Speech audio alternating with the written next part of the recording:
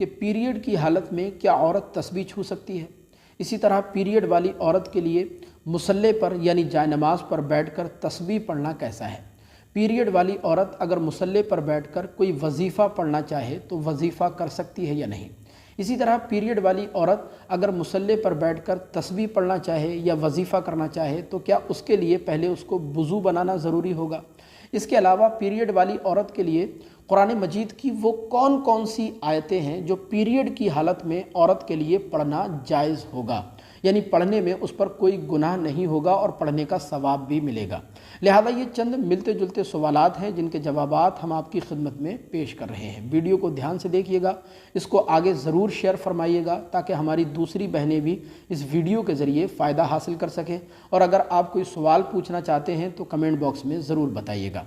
دیکھیں، اس سوال کا جواب یہ ہے کہ پیریڈ کی حالت میں عورت کے لیے قرآن عظیم کی تلاوت کرنا تو بلا شبہ ناجائز و حرام ہے، چاہے وہ دیکھ کر کرے یا بغیر دیکھے کرے، چھو کر کرے یا بغیر چھوئے کرے، بہرحال پیریڈ کی حالت میں عورت قرآن مجید کی تلاوت نہیں کر سکتی۔ اسی طرح پیریڈ کی حالت میں عورت نہ تو نماز پڑھ سکتی ہے نہ خانہ کعبہ کا طواف کر سکتی ہے۔ باقی اس کے علاوہ حیض و نفاس کی حالت میں، پیریڈ کی حالت میں عورت کو تسبیح چھونا بلا شبہ جائز ہے۔ اسی طرح جائے نماز پر یعنی مصلی پر بیٹھ کر تسبیح پڑھنا بھی پیریڈ کی حالت میں عورت کے لیے بلا شبہ جائز ہے۔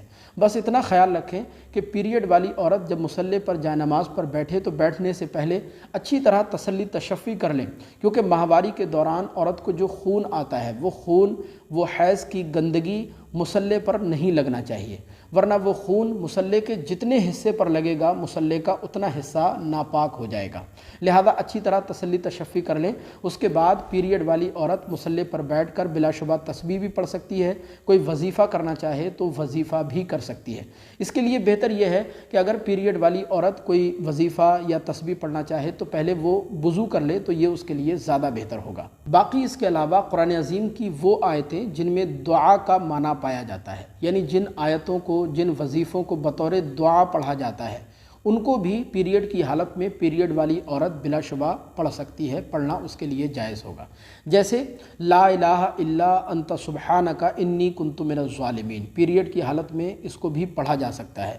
اس کے علاوہ حسبنا اللہ و نعم الوکیل، یا لا حول ولا قوۃ الا باللہ العلی العظیم، یا سبحان اللہ و بحمدہ و سبحان اللہ العظیم، یا مقلب القلوب ثبت قلبی علی دینک۔ اس کے علاوہ ربنا آتنا فی الدنیا حسنۃ وفی الآخرۃ حسنۃ وقنا عذاب النار۔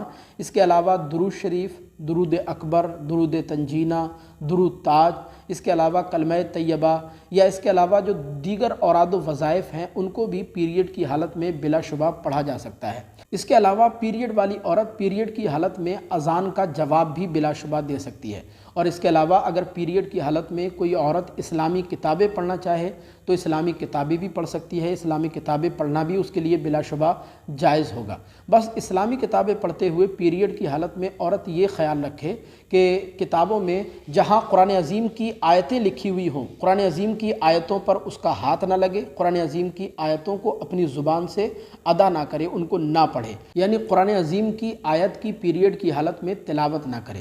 باقی اسلامی کتابیں پیریڈ کی حالت میں اس کے لیے پڑھنا بلا شبہ جائز ہوگا۔ لہذا جو دعائیں میں نے ابھی آپ کے سامنے بتائی ہیں، ان کو دعا کی نیت سے پیریڈ کی حالت میں، حیض و نفاس کی حالت میں پڑھنا عورت کے لیے بلا شبہ جائز ہے، تلاوت کی نیت سے پڑھنا جائز نہیں ہوگا۔